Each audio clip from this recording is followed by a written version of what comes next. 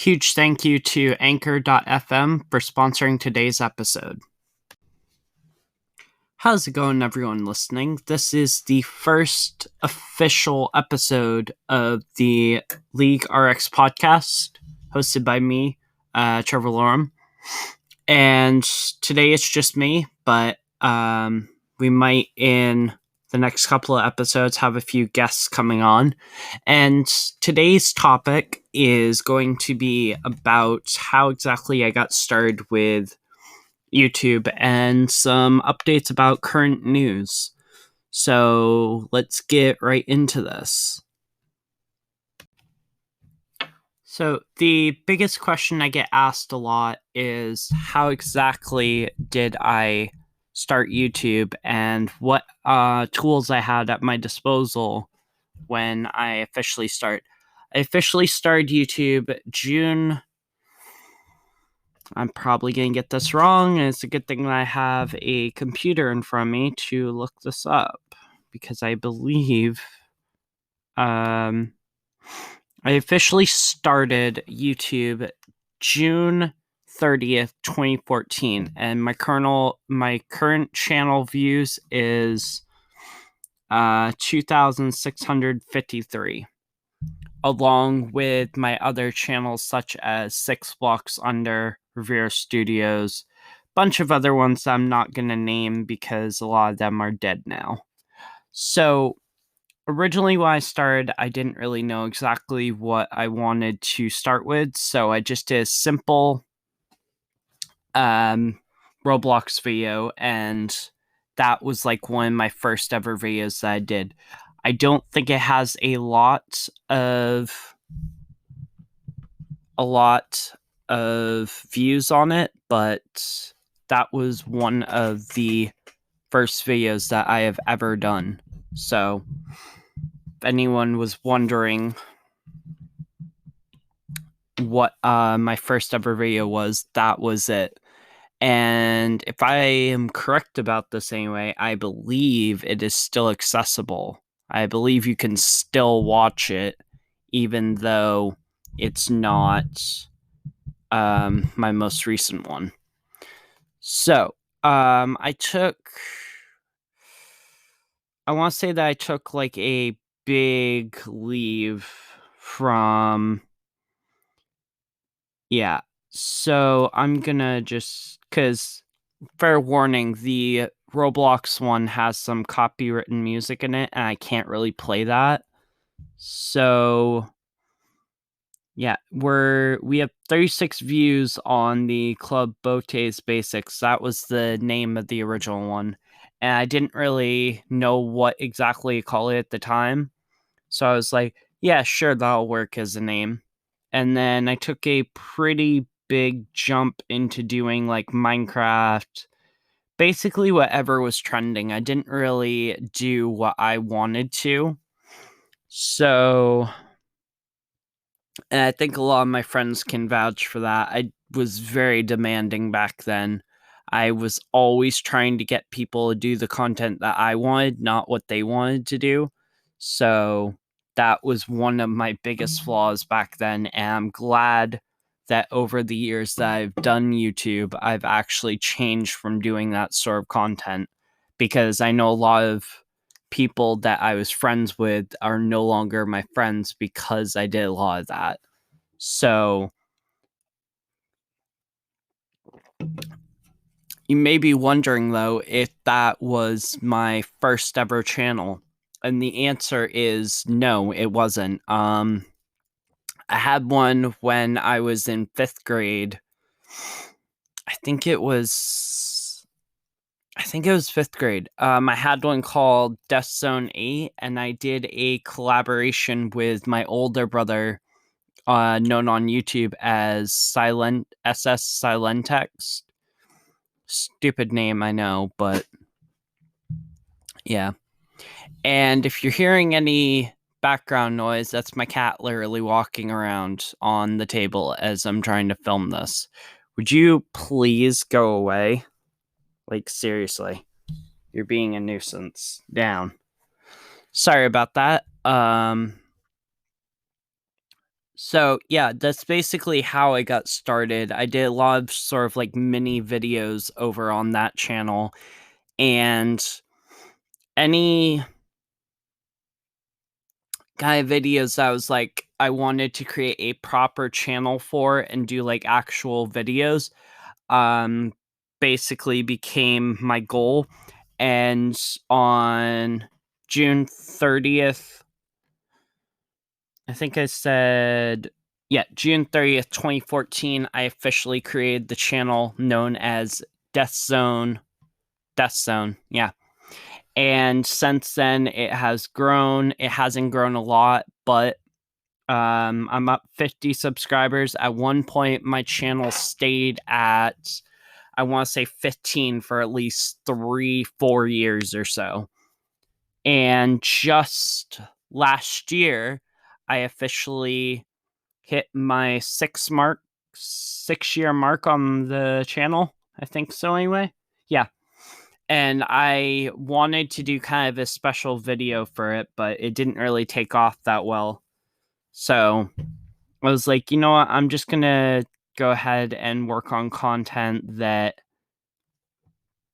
I see people are enjoying, but I don't really have any clue what the next videos that I'm going to film. Like, if it's a series that people enjoy, then I probably will. But if it's not, then most likely I won't film that. But that's basically a look into that.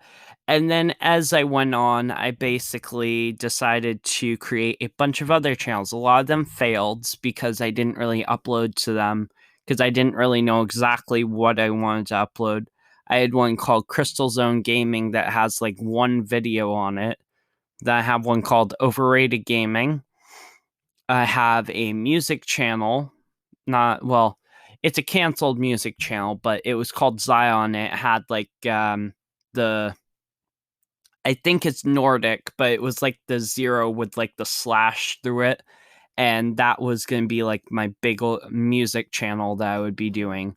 But I decided instead to just stick with Zivonics because that was like my channel that was growing, and I just kind of had these side channels that weren't really doing a lot. When I first started, I started playing with 2 people. I'm not going to say their names due to being polite. Phantom Warrior 16 and the Derpy Cow, which is now known as Loyal on YouTube. So I started with them, and it was kind of like this small little group where we would just basically make videos together. And then as things grew, I met up with my other friend, which his name on screen was L Lil Ninja Dude. And then there was Erosion Fox, Huntron Cesar, just a bunch of different people I started hanging out with and started doing videos with. After a while, that kind of died down, and I started to do my own videos.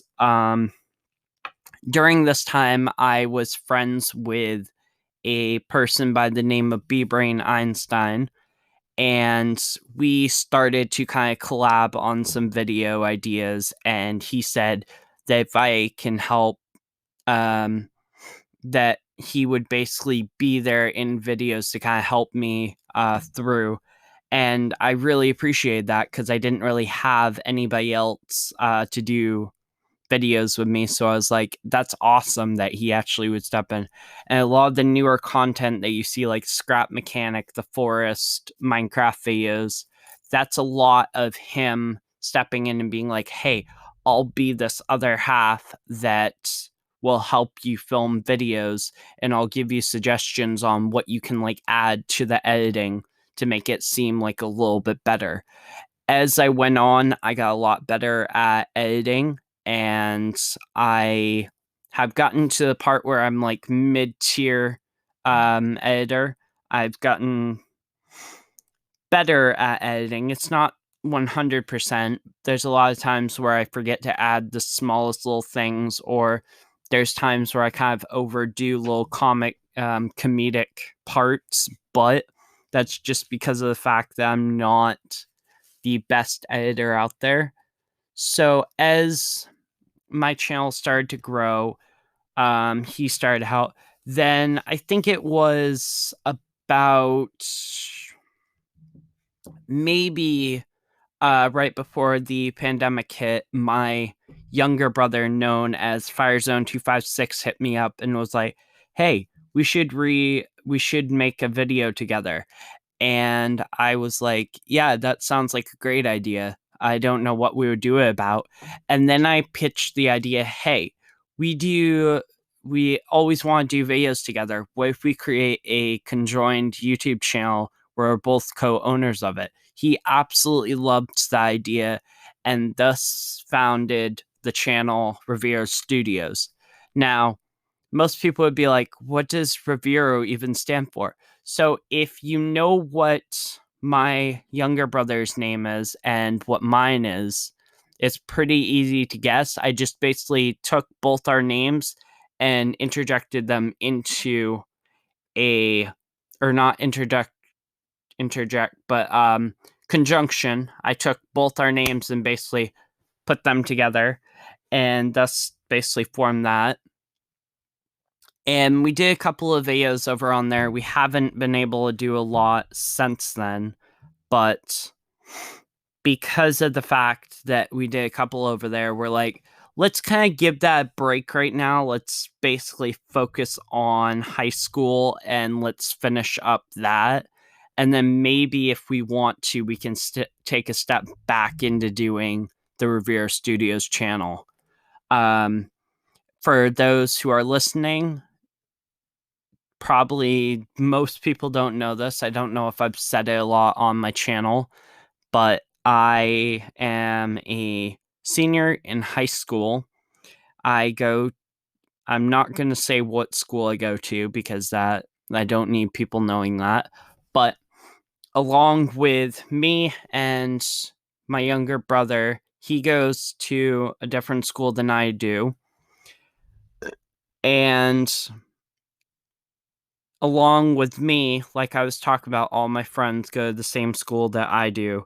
And it's just been one crazy ride for me because when I first started doing YouTube, I had massive anxiety about being in front of the camera. And it's one of the reasons that I almost basically quit YouTube and all, because I was like, I don't enjoy being in front of the camera. But as the pandemic and quarantine started to roll around, I started to notice myself open up more and be more present to inviting people and letting them get to know who I was and having more people hang around me. And as that has happened, I've kind of opened up more to the idea of the fact that I have the channel and I want people to see my creative energy flowing on camera. So whenever I get a chance, I'll basically, you will see in videos if I'm like laughing or I think something's funny, or you see me do something like really stupid, you'll see my actual emotions come out, not just something that I'm putting on as a stage thing just for camera. And it's really helped people kind of be like, okay, so this is literally how he is, and this is how he reacts to stuff, how he feels about different videos and that sort of thing. My newest video, which is coming out, well, if you're listening to this, it came out on Monday. It's literally me reacting to all my old videos. And let me tell you, from a creator's point, a YouTube point, being a YouTuber, it literally feels like watching your own content and like just cringing at it, because there's certain things in it where I'm like, oh, well, I could have done that better. And oh, God, not that part. And it's just the most nightmarish feel thing ever, because when you first start out, your content's probably not that great, but as you make more videos, you get more comfortable with the camera, you get more comfortable doing videos with people, and it helps kind of grow your characteristics, your emotion towards stuff, your feelings, and all that. And it really helped me because it helped me go from being a shy little 12-year-old boy to literally being a person that opens up to people and lets them know, hey, this is how I feel about a certain thing. And I'm not sure how you're going to react to this, but this is my take on this feeling. And most of the time, people normally understand that because I'll say stuff and it's like, oh, that was funny, or that was actually a really good conversation. And it's really just, it's been great because it helps so much that people are enjoying talking to me and I don't feel like a shy introvert. I feel more like a extroverted introvert more than when I was younger. I felt like an introverted introvert. It really has helped so much for me, and it's helped with my sanity 100%. I remember there was a time during quarantine where I was like, I can't take it. I I need to see people. I need to meet up with people. This is literally killing me on the inside. Because yeah, there was the thing where I could like go to Walmart every so often, or I could go for a walk or be in my house. But that was the three places that I could basically go. I couldn't go hang out with friends or anything like that, and it really ate me up on the inside.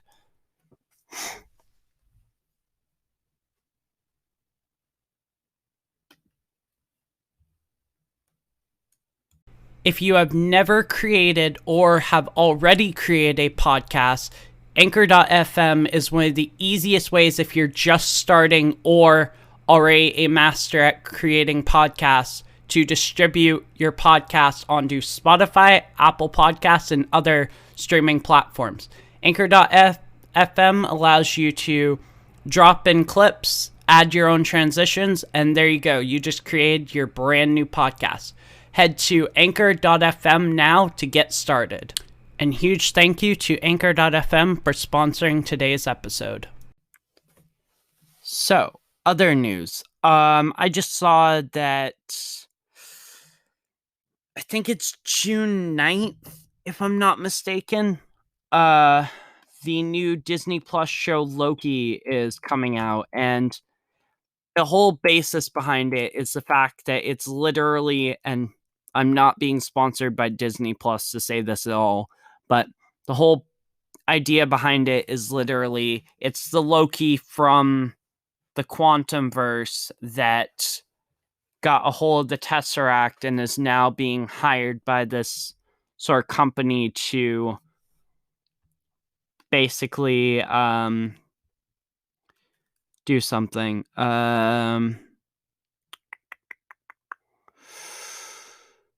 Not seeing, but it comes out June 9th, 2021, and it looks really good. I was a pretty big fan of WandaVision. Um, the Falcon and the Winter Soldier could have been a little bit better. That was one of those ones I was like, I don't know about that. It's just that movie, that series. I keep thinking it's a movie because there's so many movies on Disney Plus. That series literally felt like it could have had more. I don't understand really why. Um, it just felt like it was super slow. It didn't feel as fast paced as WandaVision did. Um, I think another thing that I was also kind of thinking about when I was watching that, I was like, where I know Black Widow is coming out as well. And I was like, when are they gonna explain whatever happened after? because the Falcon and the Winter Soldier is basically explanation of after Endgame, but like, where's the whole sort of universe going to go? Most people are thinking, because they've read a lot of the comics, that it's going to be going towards like a galaxy theme where it's basically Captain Marvel. I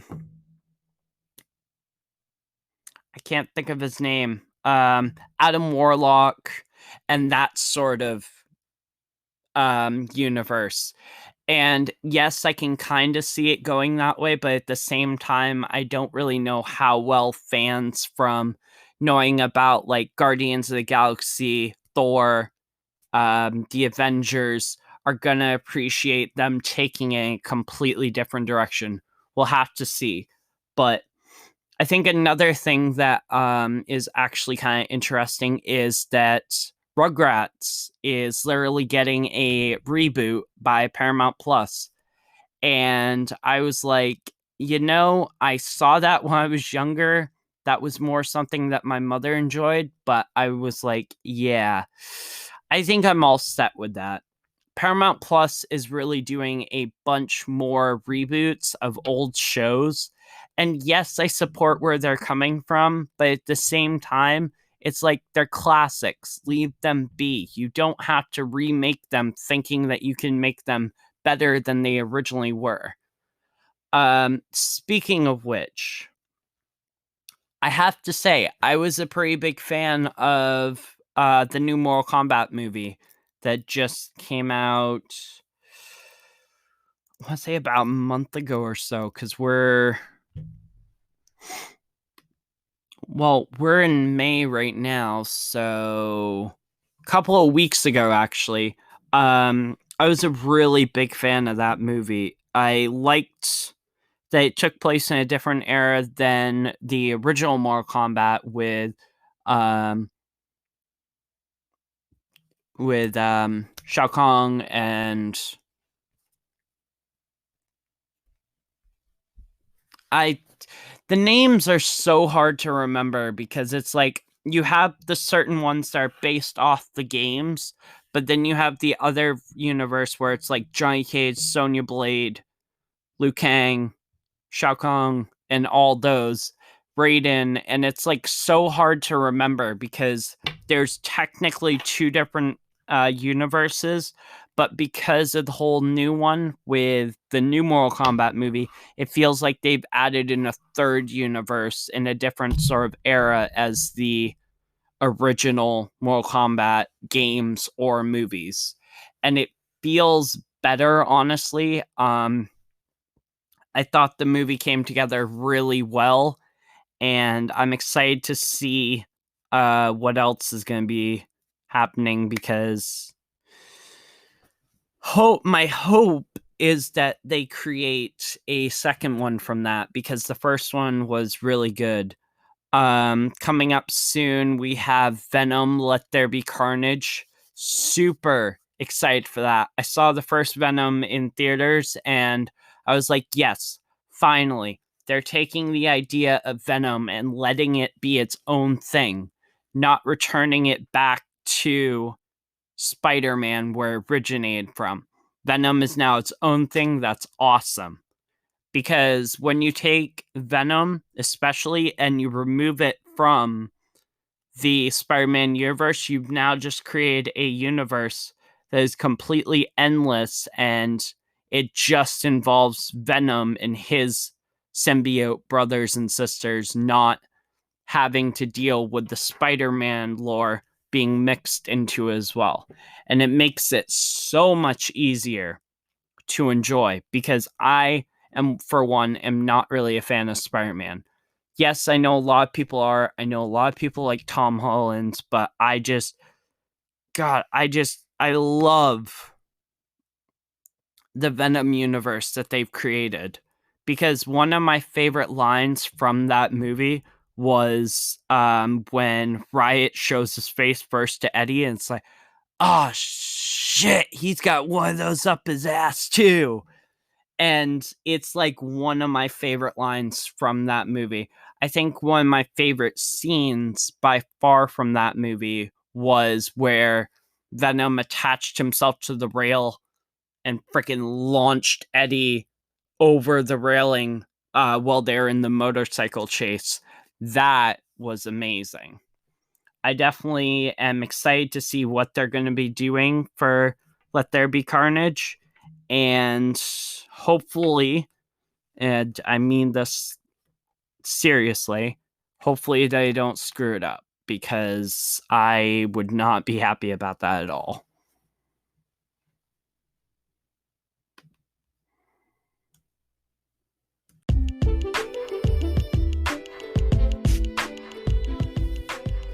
So, anyone who's interested in seeing anybody else be a part of this podcast, let me know. So I will be posting this over on anchor.fm every Saturday at 2 p.m. EST, and on YouTube every Thursday sometime in the afternoon.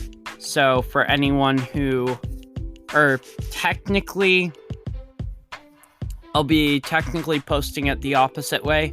So for anyone who's on YouTube, you'll see it Saturday. And for anyone who's over on anchor.fm listening to this, you'll see on Thursday. So anyone who is watching this over on YouTube and has any suggestions for who you might want me to bring on to kind of talk about certain things on this podcast, then let me know. Again, if you're hearing noise, that's literally my cat being a nuisance. Please stop. But yeah, that's pretty much gonna wrap up this podcast. I know it was a little bit short, and the next one will be longer. Definitely be sure to, because I wrote it out a little bit. I didn't really do a lot for the first one because I didn't really want to overload it. But that's going to do it for this first one. Stay tuned for the next episode coming out Thursday for anyone listening on anchor.fm. And for anyone that's listening on YouTube, you can catch these episodes every Saturday at 2 p.m. EST. That's going to do it. This has been Trevor signing off, and I will see you guys in the next episode. This has been the League RX podcast, and I will see you guys next time.